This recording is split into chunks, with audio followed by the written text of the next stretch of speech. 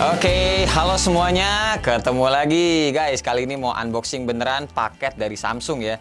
Jadi sebenarnya ini paket tuh bermula dari chatting kayak gini guys.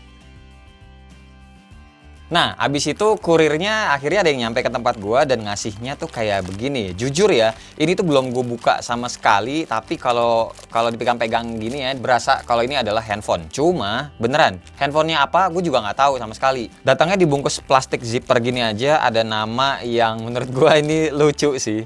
Tuh, Aditya Wasana. Jadi Aditya itu ada di sebelah sana. Kalau gua lagi ada di sini, itu namanya Aditya Wasini, guys.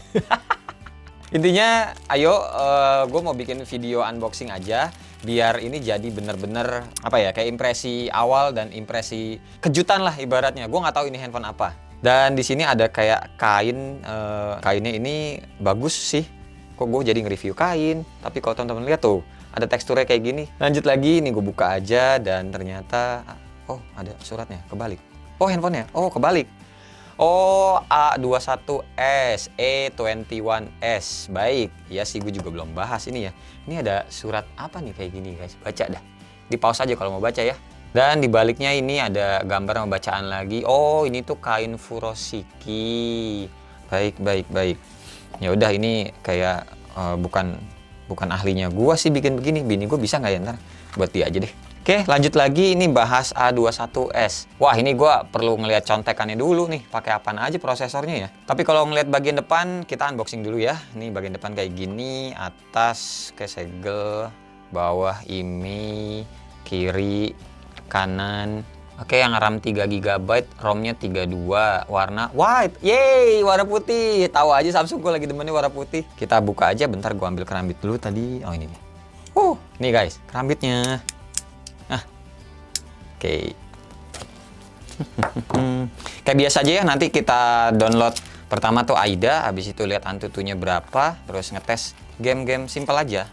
Ini isinya kotak pertama tuh dapat, ya nggak dapat casing ya. Seri-seri low end-nya Samsung nggak pernah dapat casing deh. Ini panduan singkat in English sama bahasa Indonesia.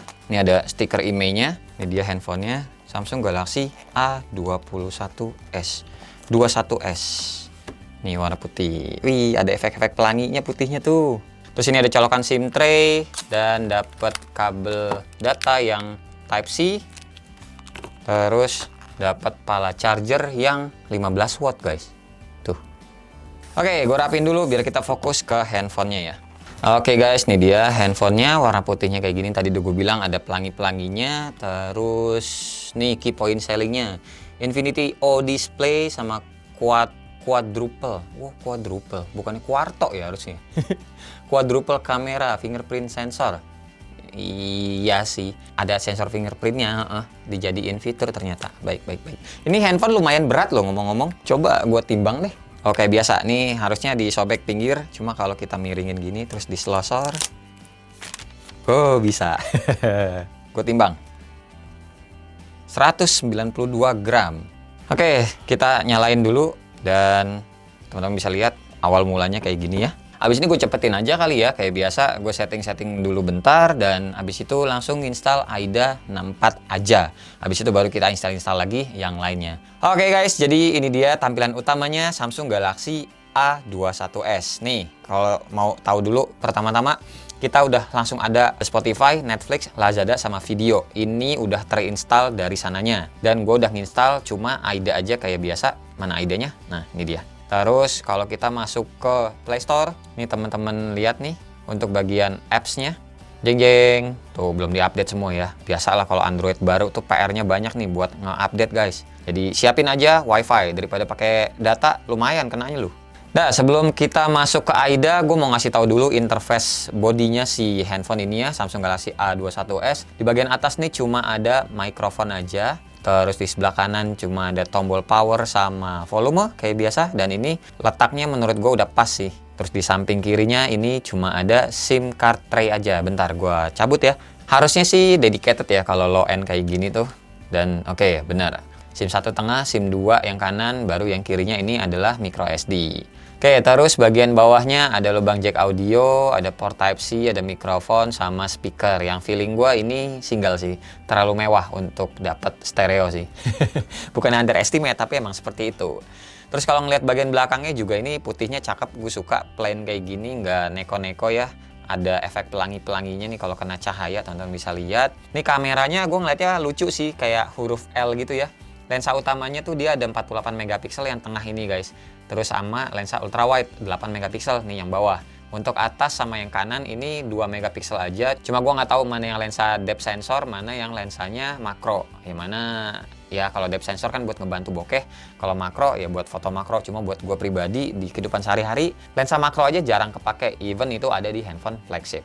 Nah terus untuk fingerprintnya ini tuh pada saat registrasi pertama kali bukan ditempel lepas gitu guys. Jadi dioles-oles gini guys pada saat pertama registrasi ya. Nah terus yang gue bingung juga ini baru tahu kalau di bawah kan ada logo Samsung. Ini ada tulisan atau printan ini nih IMEI-nya. Tuh, jadi IMEI-nya kecetak di sini. Buat apa ya? Dan terakhir kalau ngomongin soal warnanya, ini warna putih gue bisa rekomendasiin buat teman-teman yang mungkin nggak suka pakai casing ya. Walaupun gue sebenarnya tim casing, tapi ada aja orang tuh yang nggak demen pakai casing guys. Jadi ya menurut gue itu ya nggak masalah. Terserah, balik lagi ke pribadi masing-masing. Nah warna putihnya ini tuh sebenarnya fingerprint magnet nih materialnya. Ini glass stick, polikarbonat atau plastik. Dan ini sebenarnya nyeplak banget sidik jari ya, ngebekas gitu. Cuma karena warnanya putih jadi nyaru guys. Aman ini warnanya. Kalau warna hitam nih kayak handphone Galaxy M21 ini ngebekas banget. Ngomong-ngomong soal casing, ini PR sih. Ini handphone nggak bisa langsung pakai nih. Mesti nyari casingnya dulu dan mesti nyari anti goresnya dulu guys. Nggak dapat anti gores ini. Tuh, polosan aja. Samsung kasih dong yang buat low end-nya juga bareng casing ataupun anti gores yang plastik film aja, nggak usah yang tempered glass. Senang kok jadinya bisa langsung dipakai gitu sih kalau saran gue ya. Oke, sekarang pindah ke bagian depan, kita mulai ngomongin layarnya. Galaxy A21s ini punya bentang layar itu 6,5 inci dan ini layarnya masih 720p alias HD Plus aja karena rasionya bukan 16:9 lagi ya, jadi kenanya HD Plus. Dan ini layarnya bukan AMOLED ya, kalau gua ngeliat atau ngebaca di speknya ini sih PLS TFT. Jadi layarnya tuh IPS lah sebenarnya, cuma sama Samsung diganti namanya aja, istilahnya si Samsung sendiri. Terus dia juga ada punch hole-nya. Cuma kalau teman-teman perhatiin ini punch hole-nya tebal banget. Jadi masih ada lingkaran hitam di pinggir-pinggiran bulatan kameranya guys. Jadi kalau di Photoshop itu masih ada stroke-nya lagi nih. Dan kalau ngomongin soal bezelnya ini masih tebel. Terus ya kalau ngomongin soal detail softwarenya lagi, ini Samsung Galaxy A21s sih udah dapet One UI 2.1 guys. Tuh, Android versinya juga udah Android 10. Terus kalau ngomongin soal dark mode dia juga ada nih. Jeng jeng. Tuh jadi dark mode. Walaupun sebenarnya nggak bikin tambah awet ya karena ini kan bukan AMOLED. Lanjut aja kita ke AIDA buat ngelihat sisa memori sama RAM-nya. Ini gua close dulu selain AIDA. Oke, nggak ada lagi ya. AIDA untuk sistemnya. Dia punya code name-nya SMA217F. RAM-nya 3 GB dan total aslinya tuh 2,6 GB ya. Terus available memorinya silahkan dilihat sendiri 1 GB-an lah. Terus untuk internal storage-nya juga ini cuma ya 23 GB lah ya. Terus yang free-nya ini ada 19 GB-an.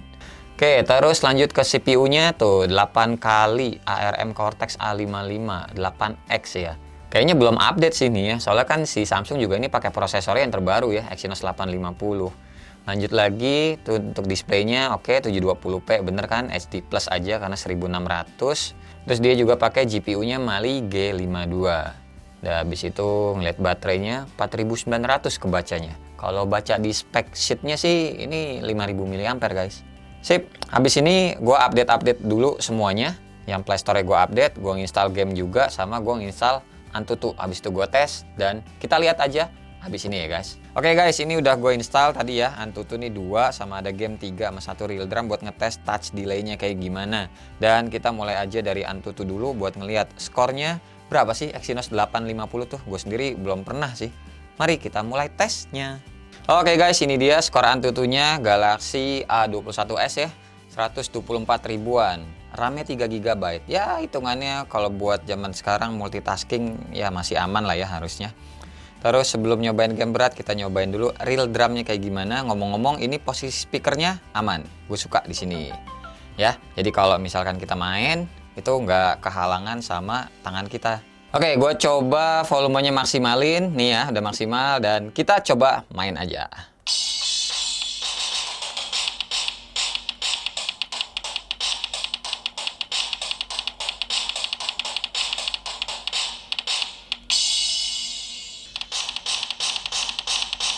Enak kok guys. Dah, pokoknya yang penting no delay. Dah, itu enak dimainin ya.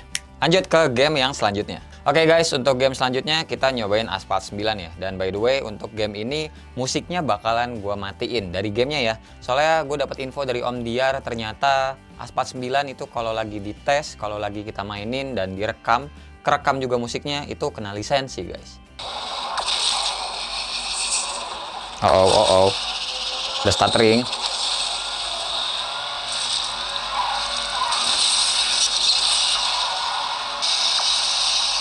Nah, apa pada nempel semua sih, jadi pada nabrak kan? Oke. Dah, lancar kok gamenya. Tadi cuma ada stuttering bentar pas di awal mau start ya. Jadi ini bisa dibilang Asphalt 9 masih playable banget guys. Oke, lanjut lagi ke game selanjutnya, yaitu adalah PUBG. Kita lihat dapat grafiknya berapa. Oke guys, ini dia bagian lobbynya dari PUBG ya. Ngomong-ngomong tadi tuh yang Asphalt 9 gue nyobainnya di settingan grafik itu default.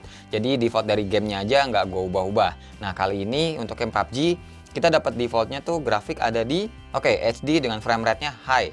Kalau smooth bisa sampai ultra. Balance itu mentok ultra juga, HD di high, SDR nggak bisa. Bantuin temen gue. Oke. Matiin satu. Ih, nyerosot. Depan muka. Oke, yaudah. Yang penting udah tahu mainnya lancar ya guys. Seru. Dah, lanjut lagi ke game yang terakhir mau cobain, yaitu CSR atau CSR Racing 2. Aduh. Oke. Salah start tapi masih oke.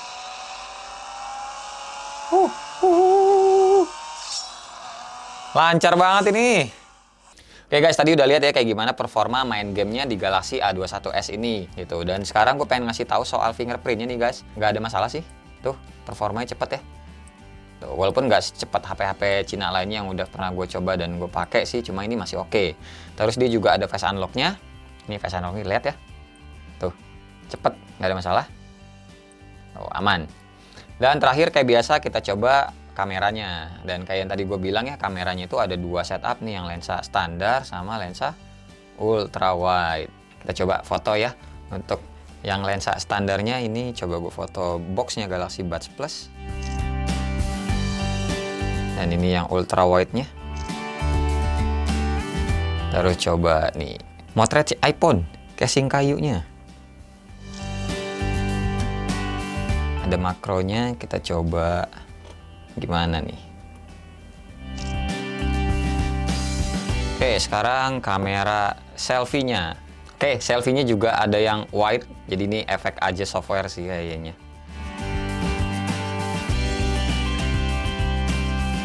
Untuk menu-menunya nih gue kasih tahu, kayak tadi nih foto ada lensa standar, ada yang ultra wide, terus ada live focus juga, terus record video, bisa ultra wide juga videonya ngerekamnya, terus ada more.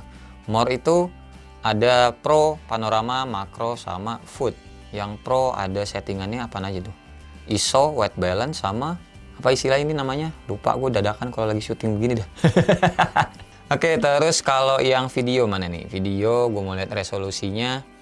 Untuk kamera belakangnya dia maksimal Full HD aja. Oke. Terus kalau yang kamera depan dia mentok di sama Full HD juga guys.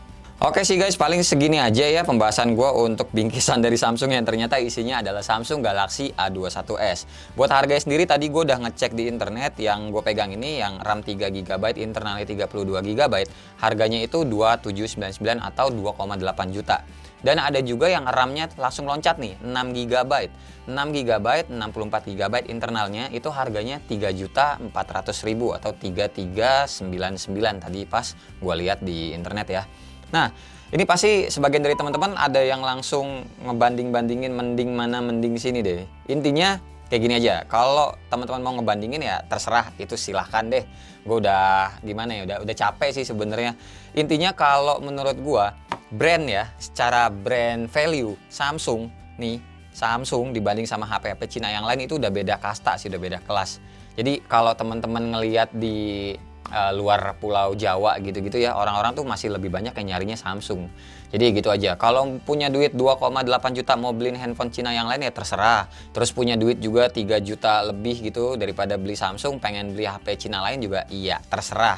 Cuma ya yang gue yakinin ya, ini tuh sebagian orang, mau orangnya banyak ataupun sedikit, yang pasti ada aja. Kalau mereka misalkan punya duit 2 jutaan atau 3 jutaan, mereka dapetin duit itu susah payah dari hasil usahanya. Terus mereka pengen beli handphone yang menurut mereka brandnya itu bagus atau bisa dibilang cukup gengsi.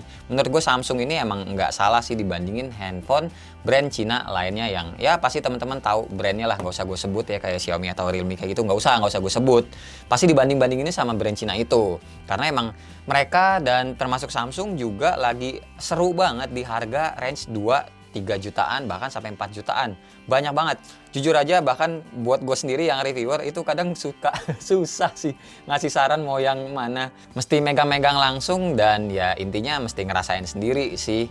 Tapi saran dari gue kalau misalkan teman-teman punya duit 2 jutaan atau 3 jutaan atau 4 jutaan ya, terus ditanya ke gue, paling jawaban gue tuh pertama-tama ngelihat dari fisiknya dulu. Teman-teman suka handphone yang lebar atau pengennya yang compact? Kalau yang lebar otomatis biasa baterainya lebih gede. Kalau yang compact itu biasanya baterai lebih kecil. Itu udah hukum pasti ya.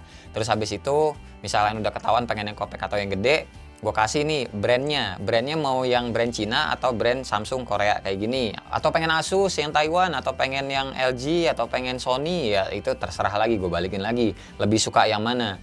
Paling kalau Samsung sebenarnya yang gue suka ya service centernya sih ini lebih banyak, dimanapun se-Indonesia ini banyak guys Samsung. Gitu. Yaudah paling segini aja impresi gue dan unboxing beneran Samsung Galaxy A21s. Terima kasih banget buat teman-teman yang udah nonton dari awal sampai akhir, dan seperti biasa nggak usah di like, nggak usah di share, dan nggak usah juga di subscribe channel ini kalau tidak bermanfaat. Tapi kalau bermanfaat ya silahkan share juga ke teman-teman, siapa tahu nambah pahala ya. Gue Wasa, sampai ketemu di video selanjutnya. Bye bye. Cheers.